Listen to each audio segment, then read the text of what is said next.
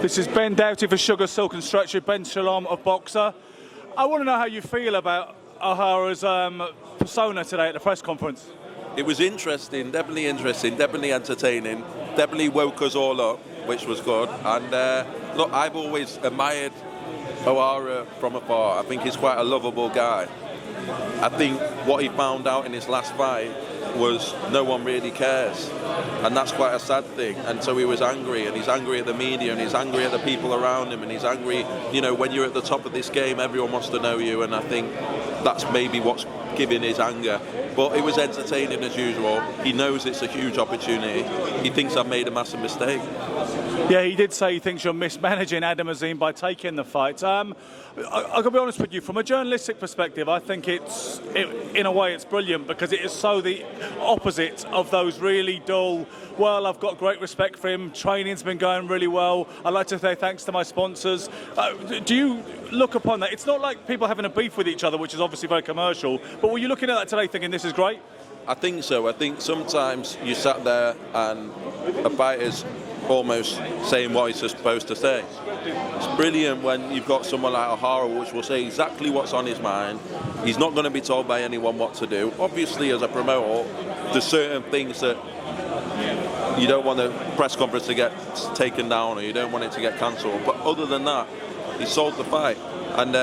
And I'm actually really excited to be working with him. I'm excited for Adam Azim to experience something like this. It's very important in a fighter's development. It's not just about different styles of opponents. It's about different styles of promotions, different styles of fight weeks, different styles of press conferences, because you've got to be able to deal with anything. And the psychological games that might go on here is big, and Ohara's coming to win. When we talk about the development of a fighter, you were criticised for withdrawing him from purse bids for a European title defence against Dalton Smith. Obviously, you have your reasons for making that decision, and it's not about not thinking your man can win.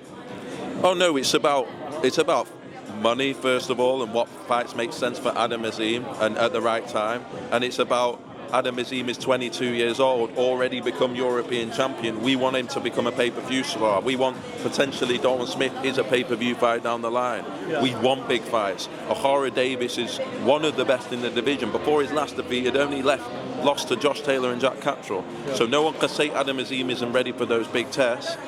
He's 22 years old. He's got the weight of the world on his shoulders, and he deserves a huge amount of credit for a fight like this. And honestly, I can't wait.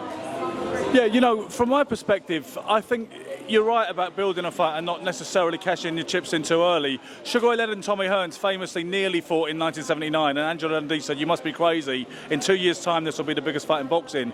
My only issue, to be honest with you, and this is an issue across the board in boxing, is that I don't like the idea of a guy becoming European champion if he doesn't want to hold it down and defend it. Are belts too easily discarded nowadays? I think you have to understand where someone's at in their career. If Ben Whittaker becomes British champion and he gets mandated against Tommy from Sunderland, no disrespect to Tommy from Sunderland, and he's gonna have to take a huge pay cut, and he's gonna have to, you know, you've got to sometimes look at what's best for the fighter, and there are situations where certain fights just don't make sense. You didn't see Anthony Joshua getting involved in purse bids after 6 fights and 8 fights and 10 fights. I appreciate what you're saying, but I think when you've got stars, when you've got someone like Adam Azim, when you've got someone like Ben Whittaker, who have the potential to carry the sport and grow the sport, you've got to make sure the fights that they take make sense, not just from a boxing difficulty perspective, makes sense in a financial perspective, makes sense in a profile perspective, and Adam is able to tick all the boxes with October the 19th. Is boxing in need of reform as far as the sanctioning bodies, or is it just fine the way it is, with enough to share for everybody? With four sanctioning. Do we need reform, or is it fine the way it is? Well, it's complicated, let's not deny it, it is. And my whole thing is, how can we make boxing easier to understand? How can for the public, easier, more accessible. We're always banging the drum about getting boxing to the casual fans. You're not going to get a casual fan to understand the intricacies of 4 different belt divisions. We know that. you know. And we have an LBO title fight on this card. Let us not forget that, Ben. We do, and we're operating within the traditional boxing landscape that we find ourselves in.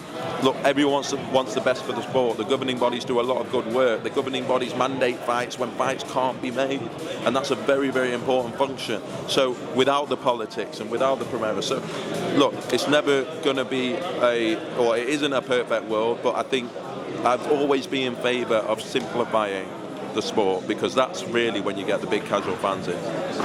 Really grateful for your time today. Can I get a quick prediction for you, from you, for September 21st, main event, Anthony Joshua versus Daniel Dubois? AJ KO in 5. Well, I really appreciate that, because you're not sitting on the fence. You're actually even giving me a round. Ben Shalom, always a pleasure. Thank you for your time today. Cheers.